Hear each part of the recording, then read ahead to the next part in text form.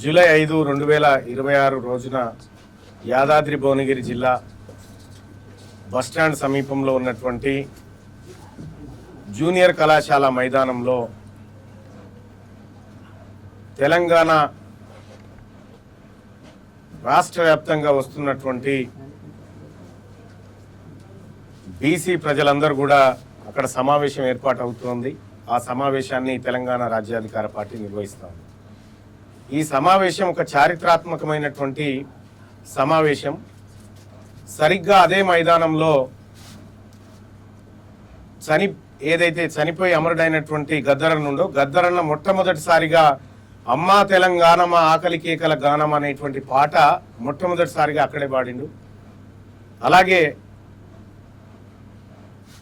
తెలంగాణ జనసభ లాంటి సభలను బెల్లి లలితక్క ప్రారంభించినటువంటి స్థలం అది.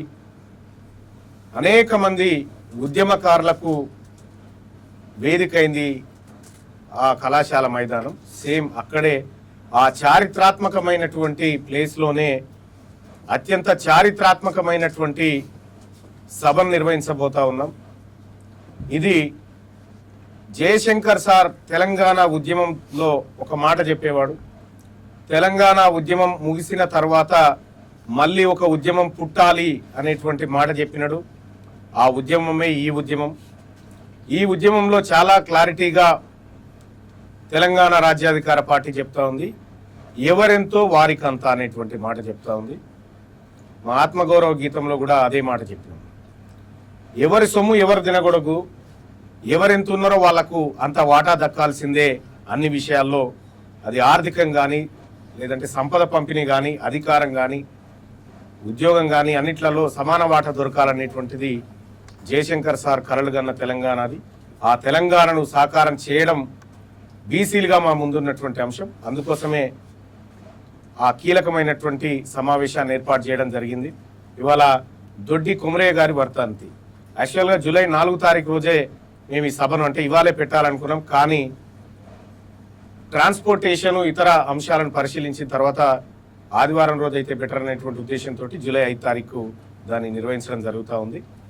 అయితే ఈ సమావేశం తర్వాత తెలంగాణ రాష్ట్ర వ్యాప్తంగా ఒక భారీ పాదయాత్రకు తెలంగాణ రాజ్యాధికార పార్టీ ప్లాన్ చేస్తూ ఉంది. ఆ డేట్ను కూడా అతి త్వరలోనే మీ అందరికీ అనౌన్స్ చేయడం జరుగుతూ ఉంటుంది. మరీ ముఖ్యంగా నేను డిజిటల్ మీడియాని ఒక విషయాని కోసం మీ అందరినీ ఆ సభకు రావాల్సిందిగా ఆహ్వానిస్తూ ఉన్నా. ఎందుకు ఆహ్వానిస్తున్నా అంటే ఈ చారిత్రాత్మకమైనటువంటి అంశం, అందులో జరిగేటువంటి పరిశోధనతో కూడినటువంటి చర్చ, అది అందరికీ రావాల్సినటువంటి సబ్జెక్టు. ఎందుకంటే చాలామంది ప్రొఫెసర్లు కొన్ని నెలల పాటు దానిపైన రీసెర్చ్ చేసి బయటికి తీసుకొస్తున్నటువంటి సందర్భంలో దాన్ని నేనే ప్రజెంట్ చేయబోతా ఉన్నా.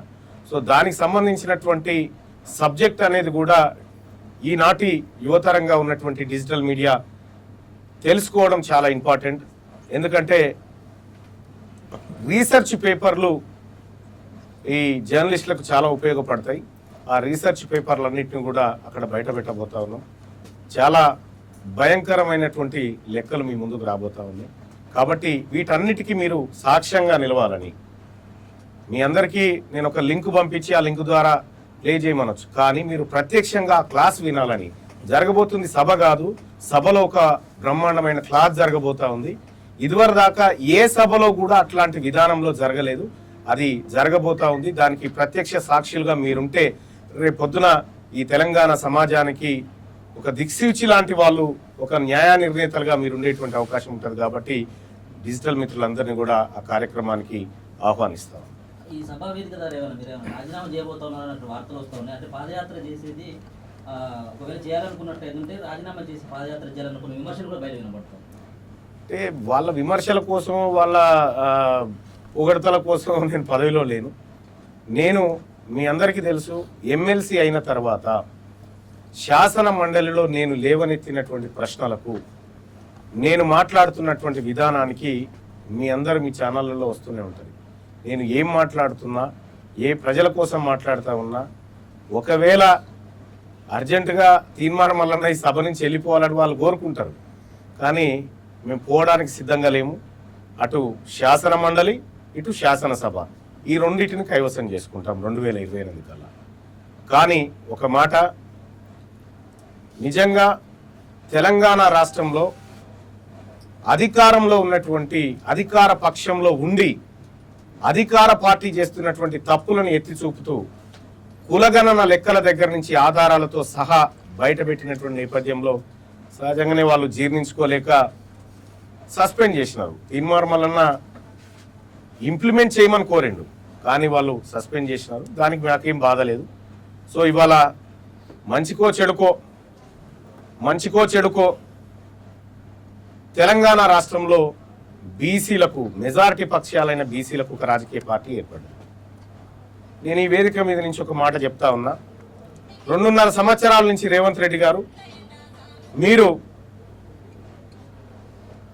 బీసీలకు సంబంధించినటువంటి సప్లాన్ అమలు చేయడంలో విఫలమైంది.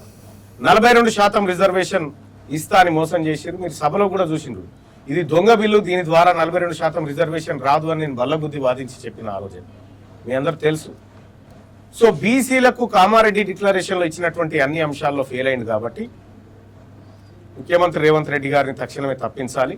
ఎందుకంటే పక్కన కర్ణాటక రాష్ట్రంలో మా బీసీ ముఖ్యమంత్రిని తీసేసి ఓసీ ముఖ్యమంత్రిని పెట్టారు. కాబట్టి దానికి బదలాయింపుగా రేవంత్ రెడ్డిని తొలగించి మహేష్ కుమార్ గౌడ్ను సీఎం చేయాలని చెప్పి కోరుతారు. అంటే పట్టభద్రులు ఎమ్మెల్సీగా ఎన్నికైనటువంటి మీరు నిరుద్యోగుల సమస్యల గురించి ప్రస్తావించడంలో మళ్ళీ విఫలమైపోయింది అన్నటువంటి ఆరోపణలు బలంగా వినపడుతుంది. కేవలం ఏమైనా మాట్లాడితే బీసీ సామాజిక వర్గం, బీసీ రాజ్యాధికారులు మాట్లాడుతున్నటువంటి వాళ్ళు అశోక్ నగర్, దిల్సుఖ్ నగర్ అంత పెద్ద ఎత్తున నిరుద్యోగ రోడ్ల మీదకి వస్తూ ఉంటే ఎందుకు వెళ్ళట్లేదు అన్నటువంటి నేను ఒక మాట అడుగుతా ఉన్నా. తెలంగాణ రాష్ట్రంలో ఇటీవల కాలంలో సమగ్ర కులగణన లెక్కలు బయటకు వచ్చినాయి. రాష్ట్ర ప్రభుత్వం బయటపెట్టింది. రాష్ట్ర ప్రభుత్వం బయటపెట్టినటువంటి సందర్భంలో అందులో ఒక కీలకమైనటువంటి డాటా బయటకు వచ్చింది. ఏంది? తెలంగాణ రాష్ట్రంలో ఈడబ్ల్యూఎస్ కోటాకు అర్హత ఎంతమందికి ఉంది అంటే 5% మందికి కూడా అర్హత లేదని తేలింది. మరి 5% మందికి 10% రిజర్వేషన్, 60% ఉన్న బీసీలకు 27% రిజర్వేషన్. మరి ఇప్పుడు రెడ్లు వెలమలకు ఉద్యోగాలు రావాలని తీన్మార్ మల్లన్న కొట్లాడాల్సినటువంటి అవసరం ఉందా? ఖచ్చితంగా నేను ముఖ్యమంత్రి గారికి 3 లెక్కలు రాసిన, ఈడబ్ల్యూఎస్ని సవరించాలని చెప్పిన, ఈడబ్ల్యూఎస్ని తాజా డాటా ఆధారంగా సవరించాలని చెప్పిన, ఆయన సవరించట్లేదు. కాబట్టి ప్రభుత్వాన్ని సవరించుకునేటువంటి ప్రయత్నం చేస్తా ఉన్నాం. తెలంగాణ రాష్ట్రంలో నిరుద్యోగ సోదరులకు చెప్తా ఉన్నాం. ఇవాళ ఆడ ఆడ ఆడ ఓ బోర్డు ఉంటుంది, క్లాస్ యాప్ అది తీసుకురా. ఇక్కడ తీన్మార్ మల్లన్న నిరుద్యోగుల కోసం చేస్తున్నటువంటి కృషికి ఇటీవల నాకు ఒక అవార్డు ఇచ్చినారు. తీన్మార్ మల్లన్న ఎడ్యుకేషన్ యాప్ అని ఒకటి 2-3 సంవత్సరాల క్రితం ప్రారంభిస్తే కొన్ని వేల మంది దాని ద్వారా ఉద్యోగాలు పొందినారు. ఇవాళ ప్రభుత్వ ఉద్యోగాలకు సంబంధించి నిరుద్యోగులు చాలా కాలం నుంచి వెయిట్ చేస్తున్న మాట వాస్తవం. మేము పోరాటం చేసి రెడ్లను వెలమలకు ఉద్యోగాలు కల్పించేటువంటి పోరాటంలో అయితే తీన్మార్ మల్లన్న ఎట్టి పరిస్థితుల్లో ఉండడు. ఇది సవరించిన తర్వాత నోటిఫికేషన్లు వేయాలి, మా బిడ్డలకు 42% రిజర్వేషన్ ఇచ్చి నోటిఫికేషన్ వేయాలనేటువంటి ఉద్దేశంతో ఇదిగో ఇటీవల కాలంలో ఈ యాప్ ద్వారా చదువుకుంటున్నటువంటి పిల్లలు తీన్మార్ మల్లన్న ఎడ్యుకేషన్ అనే యాప్ ఉంటుంది. ఒకే ఒక్క రూపాయికి గ్రూప్ 1, గ్రూప్ 2, గ్రూప్ 3 అన్ని కోర్సులను ఫ్రీగా అందించాలనేటువంటి ఉద్దేశంతో చేస్తున్నటువంటి ఒక ప్రయత్నం. సో ఎడ్యుకేషన్ విషయంలో కానీ నిరుద్యోగుల విషయంలో కానీ నాకు ఎలాంటి డౌట్ లేదు. నేను ఖచ్చితంగా నిరుద్యోగుల పక్షాన, మెజారిటీ నిరుద్యోగులుగా ఉన్నటువంటి బీసీల పక్షాన, ఎస్సీ ఎస్టీ మైనారిటీల పక్షాన ఖచ్చితంగా మాట్లాడతా.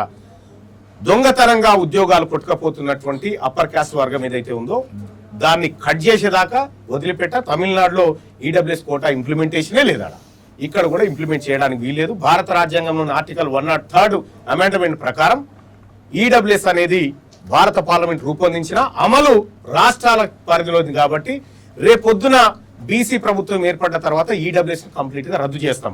ఇప్పుడున్నటువంటి నిరుద్యోగులు నిజంగా నష్టపోయారని భావిస్తే ఏజ్ రిలాక్సేషన్ ఇచ్చైనా సరే మళ్ళీ వారిని ముందుకు తీసుకొస్తాం తప్ప ఎట్టి పరిస్థితుల్లో మా ఉద్యోగస్తులకు అన్యాయం జరగని.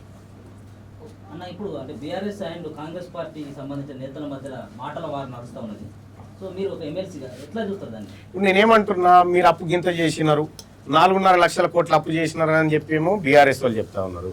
7 లక్షల కోట్ల అప్పు చేసినారనేమో కాంగ్రెస్ వాళ్ళు చెప్తా ఉన్నారు. నేను ఒకటే మాట చెప్తా ఉన్నా, ఈ 4,81,000 కోట్ల అప్పు చేసినామని చెప్పి బీఆర్ఎస్ వాళ్ళు చెప్తారు కదా, 4,81,000 కోట్లకు మీరు వీళ్ళు చేసినటువంటి 2 లక్షల కోట్లకు ఫస్ట్ మీరు జమనాథ్ ఉండరు దానికి.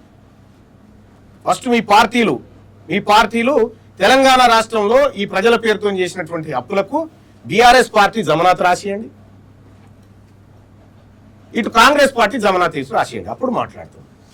మీరు పేద ప్రజల పేరు చెప్పి దొంగతనంగా ఈ 2 పార్టీలు ప్రజా సంపదను లూటీ చేసినాయి. ఎవరి పేరు చెప్పి తెచ్చిరు అవి?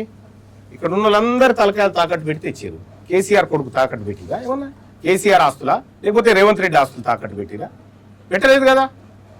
కాబట్టి మీరు అప్పు చేసిరని మీరు అంటారు కాబట్టి మీరే వాటికి జమనాథ్ ఉండండి. ఒకవేళ ప్రజలు కట్టడంలో విఫలమైతే మా పార్టీలు కడితే అని ఒప్పుకోండి, చూద్దాం, మేము మాట్లాడతాం. కాబట్టి ఇది ఒక దొంగ నాటకం అంతే. ఇది కాలం గడుపుకోవడానికి, ప్రజా సమస్యలను పక్కదారి పట్టించి పబ్బం గడుపుకోవడానికి ఈ 2 పార్టీలు ఆడుతున్నటువంటి డ్రామా. మీ సభ ఎన్ని గంటలకు స్టార్ట్ అవుతుంది? అసలు ప్రభుత్వానికి మీరు ఎలాంటి సూచనలు ఇవ్వబోతున్నారు? సూచనలు కాదు, భూకంపమే చేస్తాం. సూచనలు ఏం లేవు. మేము సూచనలు ఇచ్చే స్థాయి అయిపోయింది. ఎందుకంటే వాళ్ళు ఇంప్లిమెంట్ చేయాల్సినటువంటి అంశాలను పక్కదారి పట్టించారు కాబట్టి మేము ఏం చేయబోతున్నామో రేపు సభలో చెప్తాం ఖచ్చితంగా. సభ 2 గంటలకు ప్రారంభం అవుతుంది. ఇదివరకు రకరకాల ధూమ్ధాములు చూసారు కదా, ఇది కొత్త తరహా ధూమ్ధాం ఉంటుంది. ఇక్కడ కొత్త తరహా ఉంటుంది, ఒక సరికొత్త విధానంలో ఈ ప్రోగ్రాం ఉంటుంది, సాంస్కృతిక విభాగం ఉంటుంది. ఆ తర్వాత చాలా కీలకమైనటువంటి అంశాలను వివిధ రూపాల్లో మీ ముందుకు తీసుకొచ్చే ప్రయత్నం చేస్తాం. సాయంత్రం 6 గంటల వరకు సభ.